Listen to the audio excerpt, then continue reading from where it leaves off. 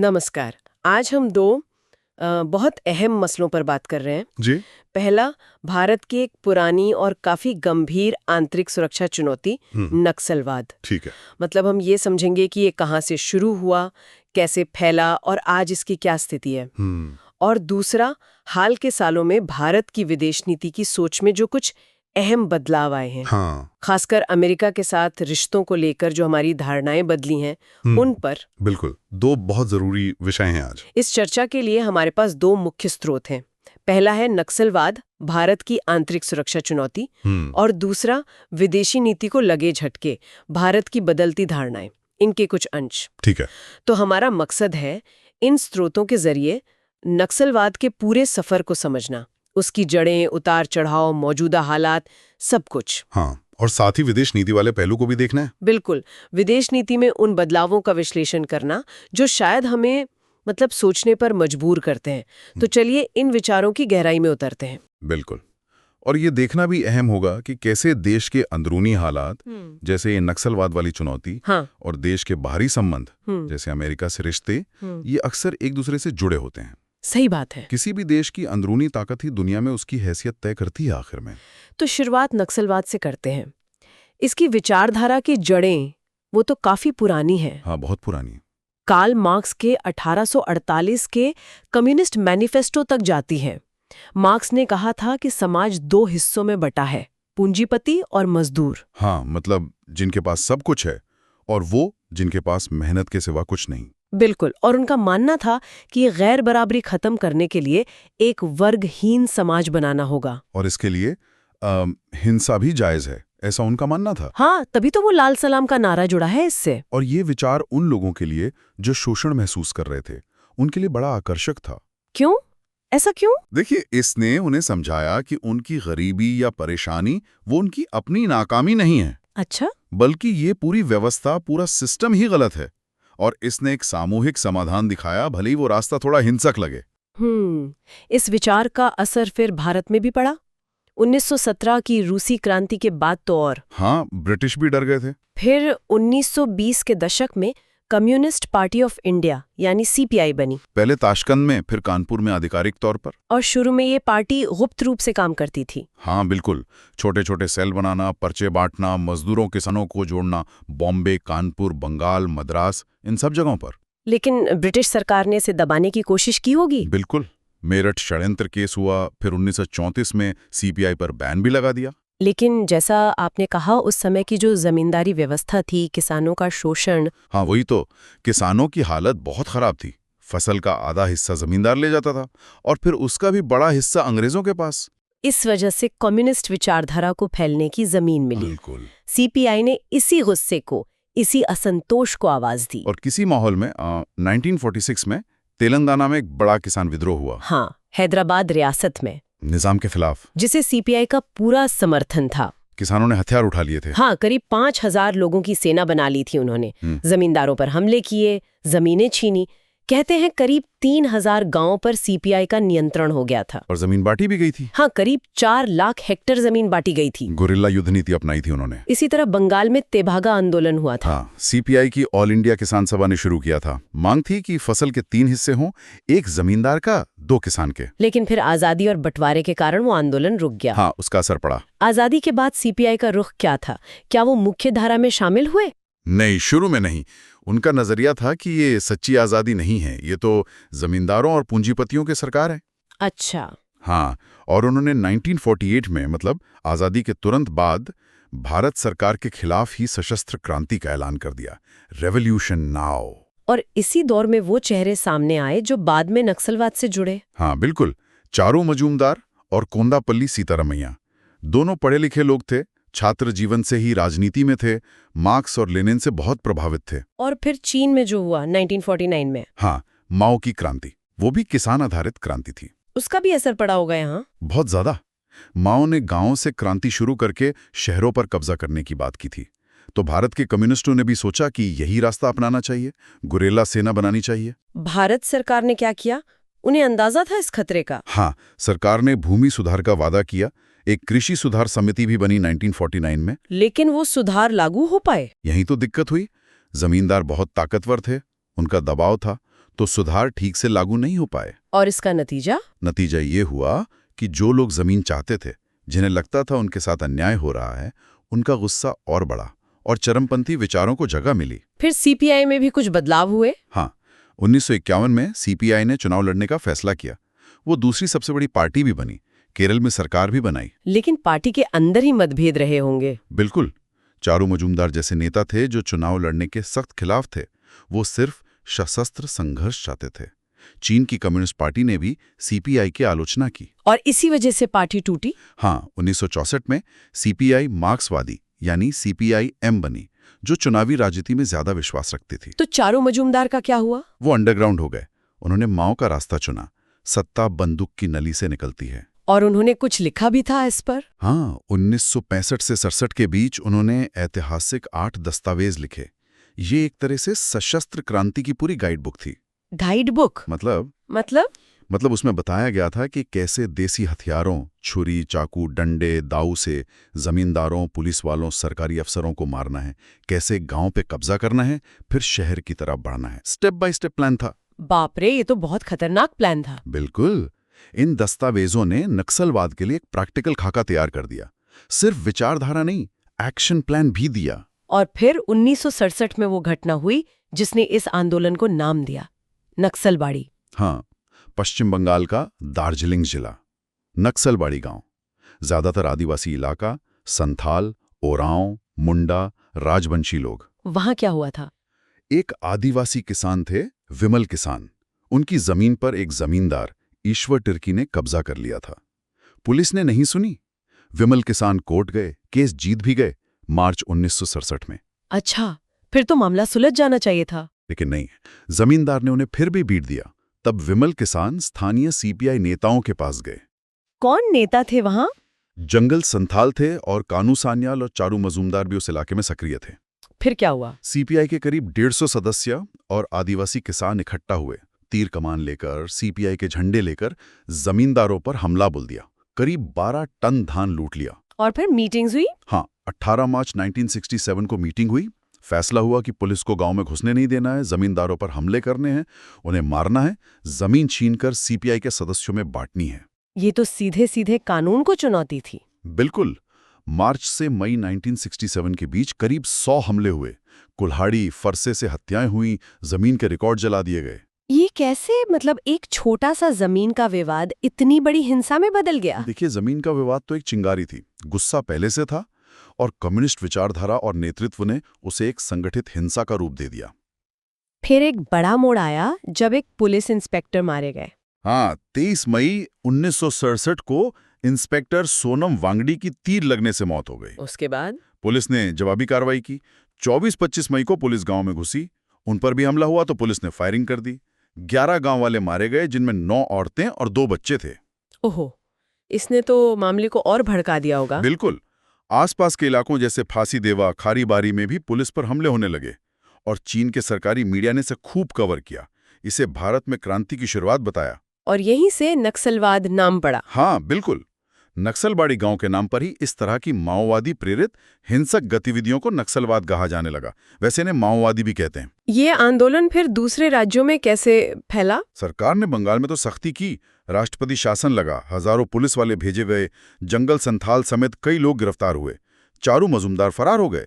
लेकिन ये विचार, ये तरीका बिहार, ओडिशा, आंध्र प्रदेश जैसे राज्यों में फैल गया, जहां मतलब किसानों और आदिवासियों की हालत वैसी खराब थी। हाँ, बिल्कुल। फिर कानू सान्याल चीन भी गए थे ट्रेनिंग के लिए। हाँ, दिसंबर 1968 में नेपाल के रास्ते गुप्त रूप से गए थे। वहां उन्हें राजनीतिक और मिलिट्री ट्रेनिंग मिली। माओ की रेड बुक, गुरिल्ला युद्ध नीति, ये सब सिखाया गया। अच्छा। वापस आकर 22 अप्रैल 1969 को लेनिन की 100वीं जयंती पर उन्होंने एक नई पार्टी बनाई, CPI-ML, यानी communist party of India Marxist Leninist. ये वही AICCR का नया नाम था। हाँ, all India coordination committee of communist revolutionaries का नाम बदला गया। इनका मकसद साफ था, सिर्फ सशस्त्र संघर्ष, चुनाव का बहिष्कार। और नारे क्या थे इनके? नारे थे, चीन का रास्ता हमारा रास्ता, चीन के चेयरमैन हमारे चेयरमैन, और एक बहुत खतरनाक नारा था, जिसके हाथों में क्लास एनिमी का खून नहीं लगा वो सच्चा कम्युनिस्ट नहीं। बाप रे, मतलब हिंसा को महिमा मंडित किया जा रहा था। हाँ, और ये पार्टी तेजी से फैली भी। करीब 17,000 सदस्य हो गए। आंध्र प्रदेश, पश्चिम बंगाल, बिहार इनके गढ़ बन गए। तो अब ये एक सिर्फ आंदोलन नहीं, एक औपचारिक पार्टी थी जो पूरी तरह हथियार बंद क्रांति पर फोकस कर रही थी। लेकिन सरकार भी चुप नहीं बैठी। बड़े झटके लगे इनको। हाँ, कानू सान्याल गिरफ्तार हो गए थे 1970 में आंध्र प्रदेश से। फिर 1971 में ऑपरेशन स्टीपल चेज चला, जिसमें करीब 20,000 नक्सली गिरफ्तार हुए। और सबसे बड़ा झटका लगा 1972 में। चारू मजूमदार की गिरफ्तारी। हाँ, 16 जुलाई 1972 को कलकत्ता से 10,000 रुपए का इनाम था उन पर। और फिर 28 जुलाई को पुलिस हिरासत में उनकी मौत हो गई। मौत का कारण क्या बताया गया? आधिकारिक तौर पर तो टीबी और कार्डियक अरेस्ट बताया गया, लेकिन नक्सली कहते हैं कि पुलिस टॉर्चर से मौत हुई। और कानू सान्याल का क्या हुआ? उन्होंने बाद में जेल में आत्महत्या कर ली थी। तो बड़े नेताओं के खत्म होने से आंदोलन कमजोर पड़ गया होगा। हाँ बिल्कुल, और भी ऑपरेशन चले, जैसे ऑपरेशन थंडर, फिर इमरजेंसी। 1975 में मीसा के तहत बहुत कार्रवाई हुई, कई नक्सली गुटों पर बैन लगा, आंदोलन लगभग खत्म सा हो गया था। तो नेतृत्व का खात्मा और लगातार सरकारी दबाव, इसने आंदोलन की कमर तोड़ दी थी उस वक्त। लेकिन कहानी यहाँ खत्म नहीं हुई। 1977 में इमरजेंसी हटी, जनता पार्टी की सरकार आई। मोरारजी देसाई प्रधानमंत्री बने। हाँ, उन्होंने वादा किया था कि मिसा के कैदियों को रिहा करेंगे। तो कई नक्सली नेताओं ने जेल से चिट्ठी लिखी। क्या लिखा था उसमें? कि हम हथियार छोड़ देंगे, लोकतांत्रिक प्रक्रिया में शामिल होना चाहते हैं, हमें रिहा कर दो। सरकार ने मान लिया? हाँ, मई 1977 में कई कैदियों को रिहा कर दिया गया, लिखित आश्वासन पर। उनमें कोंडापल्ली सीतारमैया भी थे, वही जो शुरुआती नेताओं में से थे। हाँ, लेकिन उन्होंने धोखा दिया। बाहर आते ही वो फिर से अंडरग्राउंड हो गए और गुटों को दोबारा इकट्ठा करने लगे। ये तो सरकार के लिए एक बड़ा झटका रहा होगा। शायद एक तरह का जुआ खेला था सरकार ने, जो उल्टा पड़ गया। हाँ, कह सकते हैं। सीतारमैया ने फिर 1980 में एक नया और ज्यादा खतरनाक संगठन बनाया, पीपल्स वॉर ग्रुप, यानी PWG। अच्छा, ये PWG नाम तो बहुत सुना है। हाँ, उन्होंने करीब 30-40 छोटे-छोटे गुटों को मिलाया, 3,000 के करीब सदस्य जोड़े, और इस बार रणनीति बदली। क्या रणनीति थी? उन्होंने अपना बेस गांव से हटाकर घने जंगलों में बनाया। आंध्र प्रदेश, तेलंगाना, छत्तीसगढ़, उड़ीसा, महाराष्ट्र, झारखंड, बिहार के जंगल। भारत का करीब 12% हिस्सा घना जंगल है, जहां करोड़ों आदिवासी रहते हैं। जंगलों को ही क्यों चुना? क्या खास वजह थी? कई वजह थी। एक तो ये इलाके बहुत दूर थे, दुर्गम थे, सरकार की पहुंच, मतलब पुलिस, प्रशासन, विकास, सब कुछ बहुत कम था। हाँ, शासन का एक खालीपन था वहां। बिल्कुल। दूसरा, इन इलाकों में 5वीं अनुसूची लागू थी, ट्राइब्स एडवाइजरी काउंसिल थी, लेकिन असल में आदिवासियों का शोषण हो रहा था, जमींदारों द्वारा, सरकारी बाबुओं द्वारा। और तीसरा, आदिवासियों में गुस्सा था, जमीन छीनने का डर, संसाधनों के इस्तेमाल पर रोक। जैसे 1980 का वन संरक्षण अधिनियम आया, उसके बाद तो उन्हें जंगल से लकड़ी या पत्ते लाने के लिए भी परमिट लेना पड़ता था। अच्छा। तो PWG ने इसी गुस्से, इसी खालीपन और सरकार के प्रति अविश्वास का फायदा उठाया। तो उन्होंने जंगलों में जाकर क्या किया? पहले तो उन्होंने आदिवासियों का विश्वास जीता, उनकी भाषा सीखी, जैसे गोंडी, उनकी समस्याएं सुनी, उन्हें विरोध प्रदर्शन करना सिखाया। और कुछ ठोस मदद भी की। हाँ, जैसे जंगल में मवेशी चराने, लकड़ी लाने या शिकार करने की इजाजत दिलवाई, जो गैर कानूनी था पर उनकी जरूरत थी। बांस की कीमत बढ़वाई, जो 120 स्टिक का 1 रुपया मिलता था, उसे बढ़वाया। तेंदू पत्ते के 100 बंडल का दाम 4 रुपए से 25 रुपए करवाया। अच्छा, मतलब उनकी रोजमर्रा की दिक्कतों में मदद की। हाँ, और जो भ्रष्ट अधिकारी थे, जैसे रिश्वत लेने वाले फॉरेस्ट गार्ड या औरतों से छेड़छाड़ करने वाले रेवेन्यू ऑफिसर, उन पर कार्रवाई की। एक घटना मशहूर है कि किसी अधिकारी को पेड़ से बांधकर सबने उस पर थूका था। बाप रे। तो एक तरह से वो न्याय दे रहे थे जहां सरकारी न्याय नहीं पहुंच रहा था। इसी तरह उन्होंने धीरे धीरे अपनी पकड़ बनाई और रेड कॉरिडोर बनना शुरू हुआ। तो उन्होंने वो खालीपन भर दिया जो सरकार नहीं भर पा रही थी। बिल्कुल, वो आदिवासियों के गुस्से का फायदा उठा रहे थे और उन्हें लग रहा था कि नक्सली ही उनके हक की लड़ाई लड़ रहे हैं। 1990 के बाद तो उन्होंने अपनी समानांतर सरकार ही बना ली थी। हाँ बिल्कुल, जनता सरकार। उनके अपने कोर्ट थे, अपने कानून, झगड़े निपटाने के तरीके। और वो युवाओं की भर्ती भी कर रहे थे। हाँ, जोर शोर से। माओवादी साहित्य बांटते थे, ट्रेनिंग देते थे। पैसा कहाँ से आता था? उगाई से। ठेकेदारों, व्यापारियों, कंपनियों से जबरदस्त वसूली, एक्सटॉर्शन, हर चीज का रेट फिक्स था। और जो बात नहीं मानता था, सरकारी अधिकारी या जो लोग पुलिस को खबर देते थे, जिन्हें वो पुलिस इन्फॉर्मर कहते थे, उनकी बेरहमी से हत्या कर देते थे, अक्सर गला रेत कर। ये तो बहुत भयानक था। आदिवासियों की क्या हालत थी इस सब में? वो बेचारे फंस गए थे। पुलिस आती थी तो उन पर शक करती थी कि नक्सलियों को पनाह दे रहे हैं। नक्सली हमला करते थे तो पुलिस उन पर शक करती थी। दोनों तरफ से पिस रहे थे। ये बहुत खतरनाक दौर था जब उन्होंने नियंत्रण बनाने के लिए क्रूरता का इस्तेमाल शुरू कर दिया। इसकी मानवीय कीमत बहुत ज्यादा थी। हाँ, और फिर उन्होंने अपनी ताकत और बढ़ाई, भारी मदद भी ली। कहाँ से? वो लोग श्रीलंका गए, LTTE यानी लिट्टे से ट्रेनिंग ली। लिट्टे से? वो तो तमिल ईलम के लिए लड़ रहे थे। हाँ, उनसे गुरिल्ला युद्ध, आईडी बनाना, लैंडमाइन बिछाना सीखा। कुछ 50-60 AK-47 राइफल्स भी मिली। असम में उल्फा से भी तालमेल बनाया। तो वो और ज्यादा संगठित और घातक हो गए। IED ब्लास्ट का इस्तेमाल बढ़ने लगा। हाँ, और सरकार के लिए उनसे निपटना मुश्किल होता गया। घने जंगल, आदिवासियों का समर्थन या डर से चुप्पी। उनका अपना इंटेलिजेंस नेटवर्क भी था। हाँ, लेयर्ड डिफेंस सिस्टम कहते थे। गांव के लोग ही उनके मुखबिर होते थे और राज्यों के बीच तालमेल की कमी का भी फायदा उठाते थे। एक राज्य में हमला करके दूसरे में भाग जाते थे।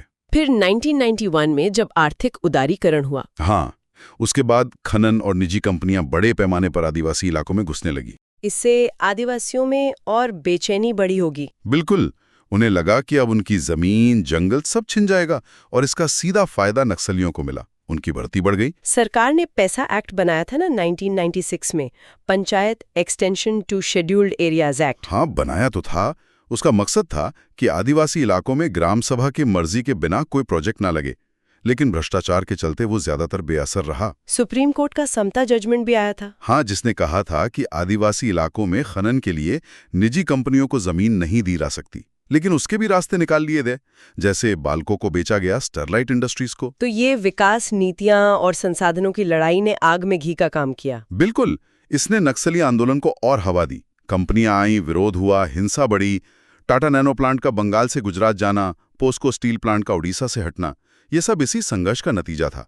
अरबों डॉलर का नुकसान हुआ देश को। और फिर 2000 का दशक तो हिंसा का चरम था। हाँ, 2003 में आंध्र प्रदेश के सीएम चंद्रबाबू नायडू पर तिरुपति में जो हमला हुआ, 17 IED लगाए गए थे। वो बाल बाल बचे थे। उसमें बहुत एडवांस्ड हथियार इस्तेमाल हुए थे। हाँ, क्लेमोर माइंस जैसे। फिर 2004 में कई नक्सली गुटों ने मिलकर CPI माओवादी नाम का एक बड़ा संगठन बना लिया। और इनका प्रभाव कितना फैल गया था? अपने चरम पर करीब 10 राज्यों के 180 से ज्यादा जिलों में इनका असर था। लगभग 92,000 वर्ग किलोमीटर का इलाका। वहां वो अपनी जनता सरकार चला रहे थे। 8 विभाग थे, सेना की इकाई थी, बीज बैंक, अनाज बैंक, बिना ब्याज के कर्ज, मेडिकल यूनिट, चलते फिरते स्कूल, सब कुछ था। और उगाही का नेटवर्क बहुत बड़ा। माइनिंग कंपनियों से लेकर छोटे पेट्रोल पंप तक सबसे फिक्स रेट पर वसूली होती थी। किडनैपिंग फॉर रैंसम आम बात थी। चरस और अफीम की खेती और तस्करी भी करते थे। ये तो वाकई एक राज्य के भीतर राज्य वाली स्थिति थी। भारत की संप्रभुता को सीधी चुनौती है। बिल्कुल। तभी तत्कालीन प्रधानमंत्री मनमोहन सिंह ने इसे भारत की आंतरिक सुरक्षा के लिए सबसे बड़ा खतरा बताया था। लेकिन फिर 2010 के बाद इनका पतन कैसे शुरू हुआ? कई कारण थे। एक तो अंदरूनी कलह बहुत बढ़ गई थी। किस तरह की कलह? क्षेत्रवाद हावी हो गया। आंध्र प्रदेश के नेता बाकी राज्यों के लड़ाकों पर धौंस जमाते थे। फिर नेताओं पर भ्रष्टाचार और अय्याशी के आरोप लगने लगे। खबरें आई कि बड़े नेताओं ने करोड़ों की संपत्ति बना ली है, अपने बच्चों को बड़े शहरों के महंगे स्कूलों कॉलेजों में पढ़ा रहे हैं। अच्छा, ये तो उसी व्यवस्था जैसा हो गया जिसके खिलाफ उलड़ रहे थे। हाँ, बिल्कुल। संदीप यादव का फ्लैट, प्रद्युम्न शर्मा की भतीजी का एडमिशन, कोंडापल्ली की बेटी दामाद का डॉक्टर बनना, ये सब बातें बाहर आने लगी। और कैडर के साथ कैसा व्यवहार था? बहुत अमानवीय। पुरुष कैडरों की जबरदस्त नसबंदी कराई जाती थी ताकि परिवार ना बढ़ा सकें। महिलाओं के गर्भवती होने पर रोक थी। ये तो बहुत ही भयानक है। हाँ? इन सब वजहों से जो आम कैडर थे और खासकर आदिवासी, उनका मोहभंग होने लगा। उन्हें लगा कि ये नेता तो सिर्फ अपना फायदा देख रहे हैं। ये विडंबना है, जिस बराबरी के नाम पर शुरू हुए वही नेता अन्याय और भ्रष्टाचार में डूब गए। इसी पाखंड ने आंदोलन को अंदर से खोखला कर दिया। हाँ, और इसी दौरान सरकार ने भी अपनी रणनीति बदली। अब सिर्फ जंगल में ऑपरेशन नहीं हो रहे थे। क्या बदलाव आया रणनीति में? एक तो केंद्र और राज्यों की फोर्स, CRPF, राज्य पुलिस, खुफिया एजेंसियां सब ने मिलकर ज्यादा समन्वित तरीके से ऑपरेशन करने शुरू किए। टेक्नोलॉजी का इस्तेमाल भी बढ़ा। हाँ, हेलीकॉप्टर, ड्रोन्स, बेहतर कम्युनिकेशन, इन सब का इस्तेमाल बढ़ा। इंटेलिजेंस गैदरिंग पर बहुत फोकस किया गया। और एक बड़ा कदम अर्बन नक्सल नेटवर्क पर कार्रवाई थी। हाँ, ये बहुत अहम था। सरकार को समझ आया कि ये लड़ाई सिर्फ जंगल में नहीं लड़ी जा रही। शहरों में बैठे कुछ लोग वकील, प्रोफेसर, एनजीओ कार्यकर्ता, लेखक, पत्रकार इन्हें वैचारिक, कानूनी और सबसे जरूरी वित्तीय मदद पहुंचा रहे थे। अच्छा। हाँ, एक दस्तावेज भी मिला था, अर्बन पर्सपेक्टिव नाम से। कांग्रेस ने भी 2013 के अपने हलफनामे में इसका जिक्र किया था। अर्बन नक्सल शब्द यहीं से चर्चा में आया। एनआईए ने ऐसे लोगों पर छापे मारे, उनकी फंडिंग रोकी, करीब 74 फ्रंट संगठनों पर बैन लगाया गया। तो उनके सपोर्ट सिस्टम पर चोट की गई। बिल्कुल। फिर नोटबंदी हुई, उससे उनका कैश पर आधारित जो उगाई का रैकेट था वो बुरी तरह चरमरा गया। और सरकार ने सरेंडर नीतियां भी बेहतर की। हाँ, जो हथियार डालना चाहते थे उनके लिए अच्छी पुनर्वास नीतियां बनाई गई। और सबसे जरूरी शायद विकास कार्य। हाँ, ये सबसे अहम था। प्रभावित इलाकों में तेजी से सड़कें बनी, स्कूल, अस्पताल खुले, मोबाइल टावर लगे, नौकरियां पैदा की गई। कोशिश की गई कि लोगों को, खासकर युवाओं को लगे कि मुख्यधारा में उनके लिए बेहतर भविष्य है। तो ये एक मल्टीप्रॉन्ग्ड अप्रोच थी। सुरक्षा का दबाव, पैसे की चोट, शहरी नेटवर्क पर हमला और विकास के जरिए लोगों का दिल जीतना। बिल्कुल। इसी मिलीजुली रणनीति ने काम किया और नक्सलवाद ढलान पर आ गया। तो आज क्या स्थिति है? आज वो 180 से ज्यादा जिलों से सिमटकर मुश्किल से 18-20 जिलों तक रह गए हैं, वो भी मुख्य रूप से छत्तीसगढ़, झारखंड, उड़ीसा के सीमावर्ती इलाकों में। हिंसा की घटनाओं में मौतों में भारी कमी आई है। गृह मंत्री अमित शाह ने तो कहा है कि 2026 तक इसे खत्म कर देंगे। हाँ, सरकार का लक्ष्य तो यही है। तो ये थी नक्सलवाद की कहानी। विचारधारा से शुरू हुई, शोषण के मुद्दे पे फैली, एक समय देश के लिए सबसे बड़ा खतरा बनी और फिर अपनी अंदरूनी कमजोरियों और बदली हुई सरकारी रणनीति के कारण आज अपने अंत के करीब है। ये वाकई दिखाता है कि देश की अंदरूनी मजबूती और विकास कितना जरूरी है। बिल्कुल। और जैसे हमने शुरू में कहा था, यही अंदरूनी मजबूती तय करती है कि हम दुनिया में कितने प्रभावी हैं। सही। और यहीं से हमारा दूसरा स्रोत जुड़ता है, जो भारत की विदेश नीति पर है, खासकर अमेरिका के साथ रिश्तों में जो हालिया बदलाव महसूस किए गए हैं उस पर। हाँ, ये स्रोत एक दिलचस्प बात कहता है। जैसे कभी-कभी हमारी निजी जिंदगी में कोई झटका लगता है और हम अपनी पूरी सोच बदल देते हैं। हाँ, होता है ऐसा। वैसा ही देशों के साथ भी होता है। स्रोत के मुताबिक हाल के वर्षों में खासकर ट्रंप प्रशासन के कुछ फैसलों ने भारत को एक ऐसा ही झटका दिया है। झटका? किस तरह का झटका? एक ऐसा झटका जिसने अमेरिका के साथ रिश्तों को लेकर हमारी कुछ पुरानी धारणाओं पर सवाल खड़े कर दिए हैं। स्रोत इसकी तुलना अतीत के झटकों से भी करता है। हाँ, बिल्कुल। जैसे 1962 का चीन युद्ध, जिसने हमारे आदर्शवाद को तोड़ा था, या 1971 में जब अमेरिका का 7वां बेड़ा बंगाल की खाड़ी में आ गया था, तब हमें लगा हम अकेले पड़ गए हैं। या फिर 1998 के परमाणु परीक्षण के बाद जो प्रतिद्वंद लगे थे। हाँ, वो भी एक झटका था। लेकिन स्रोत कहता है कि ये हाल वाला झटका थोड़ा अलग है। अलग कैसे? देखिए, पिछले झटके जो थे उनका कोई ना कोई भू राजनीतिक कारण था, या वो हमारी अपनी किसी नीति का नतीजा थे।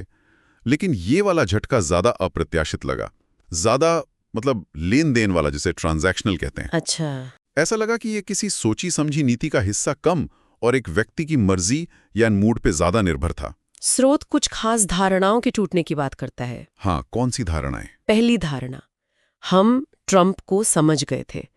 भारत में शायद ये सोच थी कि जो पिछला रैपो बना था, जो रैलियां हुई थीं, जो पर्सनल केमिस्ट्री थी, थोड़ी तारीफ वगैरह, उससे काम चल जाएगा। हाँ, हाउडी मोदी, नमस्ते ट्रंप जैसे आयोजन हुए थे। बिल्कुल। लेकिन हकीकत ये निकली कि ट्रंप काफी अप्रत्याशित थे और उनका फोकस सिर्फ लेन देन पर था। स्रोत कहता है कि इससे सबक मिला कि रिश्तों में दिखावे से ज्यादा ठोस नीति मायने रखती है। यानी व्यक्तिगत रिश्तों पर जरूरत से ज्यादा निर्भर रहना ठीक नहीं। कूटनीति में ये जरूरी है, पर ये नीतियों का विकल्प नहीं हो सकते। दूसरी धारणा जो टूटी वो थी चीन के खिलाफ भारत अमेरिका का एक अहम रणनीतिक साझेदार है। ये तो काफी मजबूत धारणा थी। साझा लोकतांत्रिक मूल्य, इंडो पैसिफिक रणनीति, क्वाड। हाँ, परमाणु समझौता, रक्षा संबंध। हमने सोचा कि ये सब हमें स्वाभाविक सहयोगी बनाते हैं। लेकिन स्रोत इशारा करता है कि ट्रंप प्रशासन ने कई बार चीन के साथ एक डील करने को इस रणनीतिक साझेदारी से ज्यादा अहमियत दी। अच्छा। जैसे टिम कुक को भारत में मैन्युफैक्चरिंग के लिए डांटना, या व्यापार समझौतों को लेकर भारत पर दबाव बनाना। सबक ये मिला कि रणनीतिक साझेदारियां नाजुक हो सकती हैं, उन्हें पत्थर की लकीर नहीं मान लेना चाहिए। ये बहुत जरूरी बात है। अंतर्राष्ट्रीय संबंध सिर्फ आदर्शों पर नहीं, हितों पर भी चलते हैं और हित बदल सकते हैं। ये यथार्थवादी सोच जरूरी है। और तीसरी धारणा जो थोड़ी अलग है, अमेरिका में भारतीय प्रवासी हमारा 5वां स्तंभ है, 5th कॉलम। मतलब वो भारत के हितों के लिए वहां काम करेंगे। हाँ, ये उम्मीद थी। हम उनकी सफलता पर बहुत गर्व करते हैं, लेकिन स्रोत कहता है कि जब जरूरत पड़ी तो उनसे उस तरह का मुखर राजनीतिक समर्थन नहीं मिला जैसी शायद उम्मीद की जा रही थी। क्यों? क्योंकि वो ज्यादातर अपने करियर, अपने जीवन पर केंद्रित है।